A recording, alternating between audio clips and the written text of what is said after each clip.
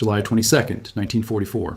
In the Mount Washington Hotel, Bretton Woods, a 61-year-old British economist named John Maynard Keynes walks out of the final plenary session looking like a man who has just lost an argument he was right about. He was right about it. For 3 weeks, 730 delegates from 44 nations have been designing the post-war monetary system in a resort hotel in the mountains of New Hampshire. Keynes proposed an international clearing union, a genuinely neutral global currency called the Bancor, a system in which no single nation's currency would serve as the world's reserve, because Keynes understood that a system anchored to one nation's currency would eventually import that nation's fiscal problems into every economy on Earth. The Americans rejected the Bancor. They had 2/3 of the world's gold. They had the most productive economy on Earth. They had armies on 2 continents. They didn't need a neutral international currency. They had the dollar. The rules Bretton Woods established were specific.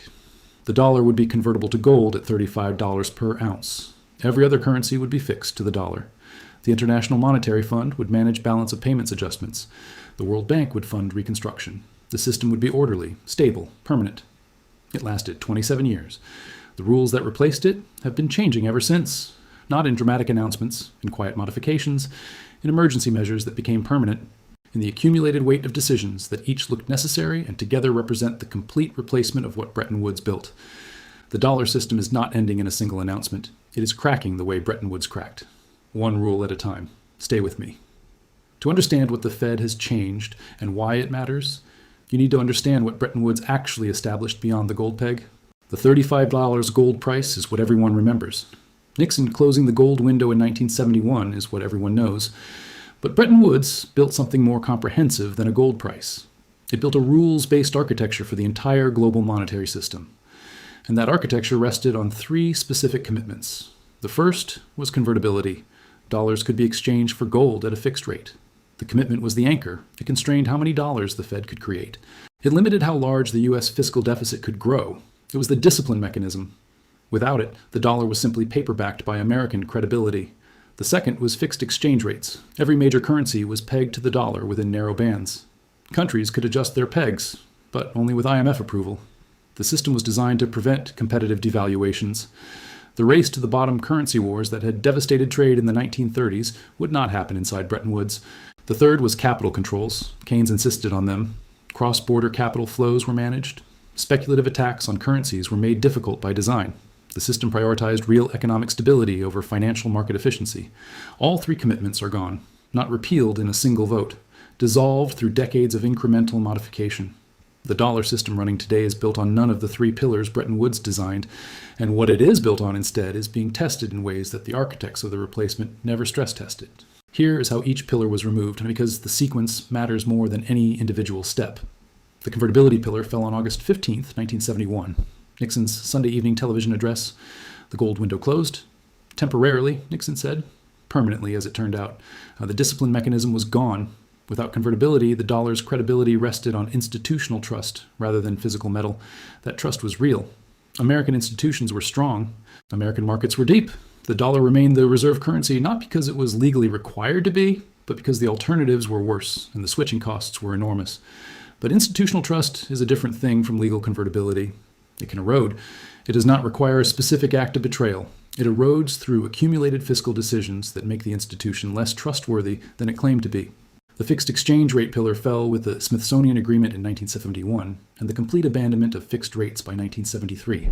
The world moved to floating exchange rates, not by design, by necessity. Once the dollar's gold anchor was gone, fixed rates became impossible to maintain without the discipline that anchor had provided. Floating rates created a new kind of currency war. Not the blunt devaluations of the 1930s, the more sophisticated currency management that has characterized the past 50 years. Quantitative easing that weakens a currency as a side effect. Interest rate policy that moves exchange rates as a secondary objective. The race to the bottom continued. It just wore better clothes. The capital controls pillar fell through the 1980s and 1990s. Financial liberalization became the global consensus. Free capital flows were treated as unambiguously good. The controls Keynes insisted on were dismantled. The speculative attacks he designed them to prevent became a feature of the system rather than a bug. Now here is the Federal Reserve in 2025, and I want you to watch what has been added to replace what was removed. Bretton Woods was replaced not by nothing, but by a set of informal arrangements that have been called, variously, the dollar standard, the petrodollar system, and Bretton Woods' cent. The informal system rested on a specific bargain. America would provide military security for global trade routes. America would keep its markets open to exports from allies and trading partners. America would maintain the dollar as the global reserve currency through sound fiscal and monetary policy. In return, the world would hold dollars, would price oil in dollars, would run their trade surpluses into dollar-denominated assets. That bargain has been progressively modified. Each modification was presented as a temporary adjustment. Each became permanent. The Fed's balance sheet grew from $900 billion in 2007 to $8.9 trillion by 2022. The discipline that gold convertibility had provided was replaced by the Fed's own institutional commitment to price stability. When the institutional commitment and the political pressure of economic emergency came into conflict, the institutional commitment gave way, temporarily, then permanently. Now here's the critical part. In 2022, the United States and its allies froze approximately $300 billion in Russian central bank reserves. Not seized, frozen. The assets were not taken. They were made inaccessible. This single action did more damage to the informal Bretton Woods TO2 bargain than any monetary policy decision since Nixon's 1971 announcement. Because the bargain had always rested on an implicit guarantee. The guarantee was not written down, but every central bank that held dollar reserves held them on the assumption that the reserves were their own. That holding dollar reserves was a neutral act of monetary management, not a political one. The freezing of Russian reserves ended that assumption, permanently, for every central bank that is not fully aligned with American foreign policy.